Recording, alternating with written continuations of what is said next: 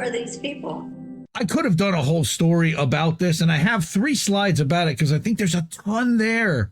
And I really want people to go check this out. All right. And this is over at inequality.org. I think that's where I found. No, at otherwords.com.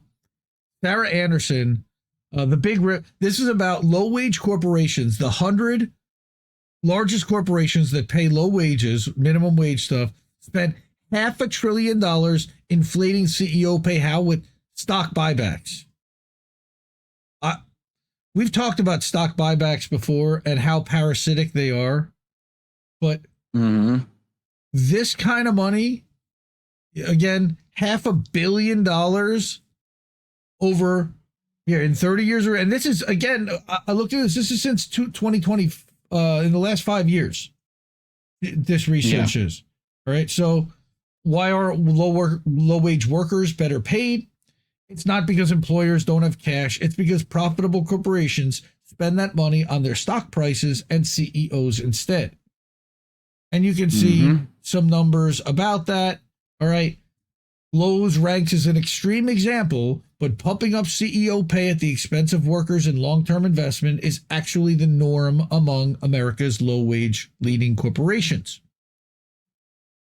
So she writes this whole website called Executive Excess Report for the Institute for Policy Studies. I'll link all of this stuff in the chat in the description afterwards. All right. She found that the 100 S&P 500 firms with the lowest median wages, or the low wage 100, blew again $522 billion, not million, $522 billion on buybacks over the past 5 years. I mean, that's a stunningly, ridiculously large number. Now, this was about, not only was her report about that, but also about CEO pay, but pulling out the ones about buybacks.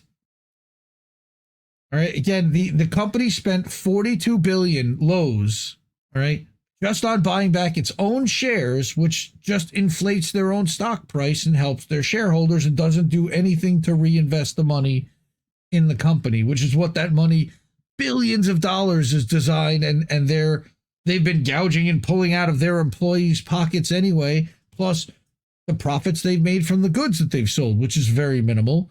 Mostly it's off the labor. All right.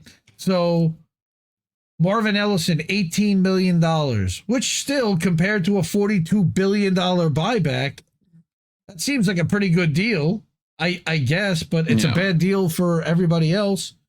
Their median annual worker, $32,000. And a lot of them are part-timers. Home Depot, same thing, big box chains, right?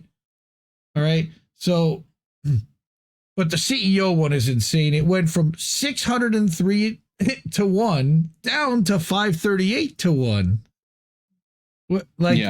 Thanks. All right. Ross Stores had the largest gap. I mean, you know, anyone who's ever walked into a Ross Stores gets that. All right. That's the one from Friends, right? They were on a break. Weren't they on a break? I think they were on a break. All right.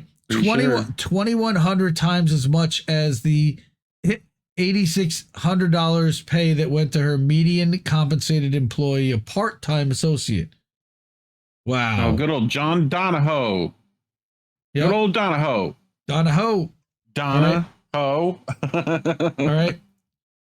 Yeah. So that was a crazy report. Again, the big rip, low-wage corporations spending $500 billion inflating their CEO pay. Jesus.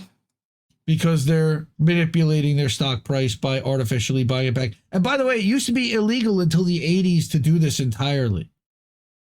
Yeah. That's about what hey, how about that? That wrapped up pretty nicely. But support independent media, like I said, support INN, support the Zago brothers, independent art as well. They are independent. We're independent. It just kind of works. You know, independence helping each other. And this is, nobody else is going to do this for us. They got billions. We got us. And we got you. So thank you. Really. I love you all.